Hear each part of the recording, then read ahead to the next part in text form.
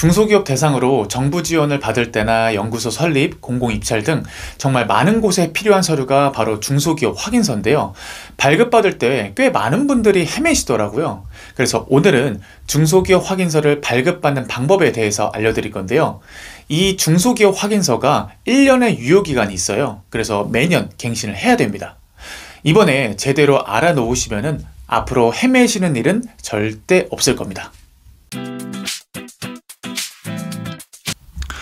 네이버에 중소기업 현황 시스템이라고 검색을 하시면 되겠습니다. 그리고 밑으로 내려서 사이트 보이시죠? 클릭을 하시고 먼저 회원가입을 하시면 되는데요. 저희는 이제 일반 회원이기 때문에 이제 일반 회원 클릭하시고 전체 동의하시고 휴대폰 인증까지 하시면 되겠습니다. 휴대폰 인증은 가급적이면 대표님께서 인증을 하시는 게 좋습니다. 따로 담당자가 발급도 가능하지만 담당자가 퇴사하면은 새로 회원가입을 진행해야 되기 때문에 대표님께서 회원가입하시는 게 좋습니다. 이렇게 회원가입하시고 홈 화면으로 돌아옵니다. 여기서 정말 중요한 게 제가 300명 넘게 이 중소기업 확인서 발급을 안내해드리면서 꽤 많은 분들이 여기서부터 틀리시더라고요. 바로 신청 순서인데요. 홈페이지에 있는 것처럼 온라인 자료 제출을 하고 나서 조회를 하고 신청서를 작성하시면 됩니다. 꼭 이 순서로 하셔야 돼요. 왜냐하면 신청서부터 제출하는 경우에 오류가 떠서 신청서를 삭제하고 다시 자료 제출부터 시작하는 경우가 있거든요. 그래서 자료 제출을 먼저 하고 그 다음에 신청서를 작성하시는 게 좋습니다. 단 예외적으로 직전 연도, 당해 연도 창업기업, 그리고 3개년 간편장부기업, 분할 합병, 관계기업, 보유기업은 신청서부터 우선 작성하셔도 괜찮습니다. 온라인 자료 제출은 법인기업과 개인기업으로 나뉘는데요. 우리는 개인기업이기 때문에 개인기업 선택하시고 제출하는 서류 한번 보시면 되겠습니다. 그래서 자료 제출은 온라인 자료 제출을 하러 가기를 눌러주시면 되고요. 요건 이제 파인드 시스템이에요. 이 파인드 시스템은 나중에 기관에 자료 제출할 때도 꾸준히 사용되기 때문에 이번에 한번 깔아 놓으시면은 계속 사용하실 수가 있습니다. 이 등록번호, 담당자명 이런 내용들 다 기입하시고 동의하시면 되고요. 인증서가 필요한데 개인 사업자는 대표자 개인 인증서로만 사용 가능하기 때문에 사업자 범용 인증서는 사용이 불가합니다. 그리고 나서 이제 자료 제출을 하면 되는데요. 자료 제출하실 때 그냥 있는 자료들 다 제출하시면 되겠습니다. 제출 자료 한번 조회해보고 바로 신청서 작성하시면 되겠습니다.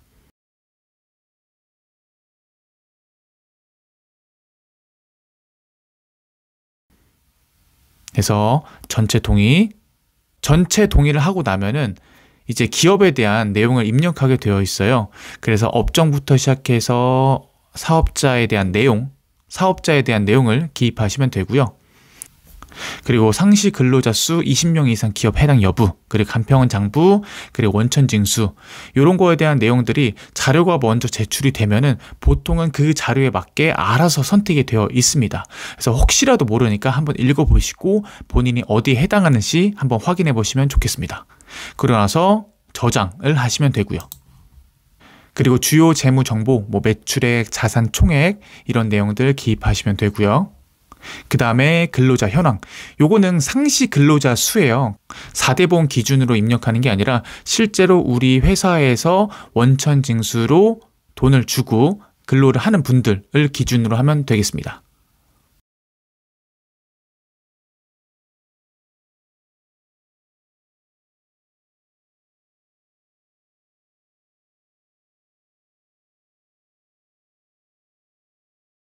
그래서 신청서 제출하면은 서류가 완성됩니다.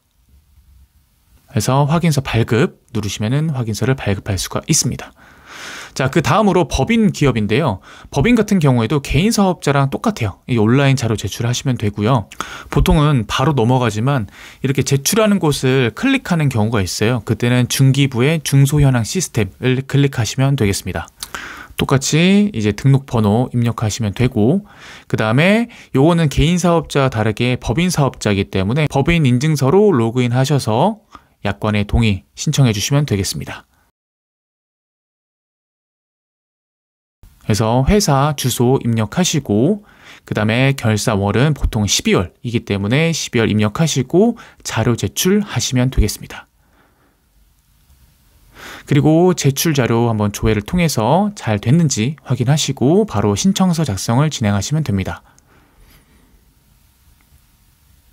전체 동의하시고 확인하시면 되는데 신청서 작성하실 때 다른 곳보다 최근 사업기간 말일을 헷갈려 하실 텐데 결산이 완료된 직전년 사업기간 말일을 입력하시면 됩니다. 보통 2023년 이전에 만든 사업자는 2023년 12월 31일이기 때문에 이렇게 입력하시면 되고요.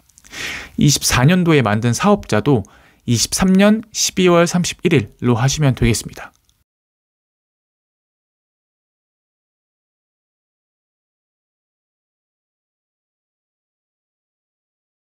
우리가 자료를 제출했기 때문에 알아서 이제 자료가 입력이 되었습니다. 주요 재무 정보는 대표님 회사에 맞게 입력하시면 되겠습니다. 그리고 상시 근로자도 입력하시면 되는데 이제 4대보험 기준이 아니라 실제로 우리 회사에서 몇 명이 근무하는지 요거에 대한 상시 근로자 수를 입력하시면 되겠습니다.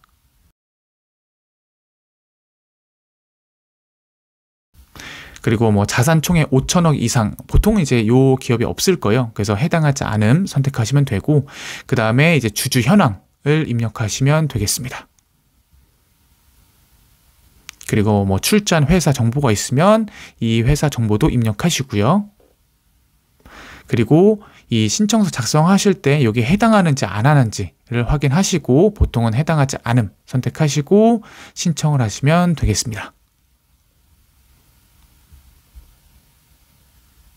저장하고 다음을 넘기면은 이렇게 중소기업 확인서를 발급할 수 있습니다. 자, 이렇게까지 했는데도 안 되는 경우가 있습니다. 그럴 경우에는 발급 안내 문의처를 클릭하시고 본인 사업자의 관할 구역을 확인하셔서 그쪽에다가 전화하시는 게 제일 좋습니다. 그래서 기존의 신청서를 삭제하고 재작성하는 경우도 있고요. 아니면은 추가적인 서류를 요청을 해서 팩스로 보내서 신청을 하는 경우도 있습니다. 아니면은 바로 승인을 해줘서 바로 발급이 가능한 경우도 있고요. 자, 이렇게 해서 중소기업 확인서 발급 방법에 대해서 알아봤는데요. 보통의 중소기업엔 경영지원팀이 없습니다. 있더라도 세금 쪽에 특화된 분들이죠. 그래서 다양한 정부 지원을 준비하시기란 현실적으로는 굉장히 어렵습니다. 그래서 소수의 사업자들만 이 정부 지원 사업을 받는데요.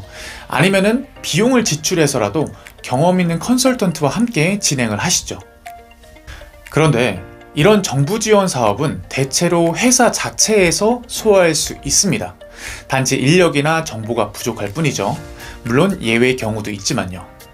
그래서 제가 그 부분을 해소시켜 드릴 수 있게 최대한 자세한 영상으로 남겨드리고자 하니까 필요하신 분들은 꺼내서 보실 수 있게 구독과 좋아요하고 보시면 좋겠습니다. 영상을 보시고도 해결이 어려우신 분들은 그때 저 사업만사성을 찾아주시기 바랍니다. 제가 최대한 해결해 드리겠습니다. 그럼 지금까지 사업만사성이었습니다. 감사합니다.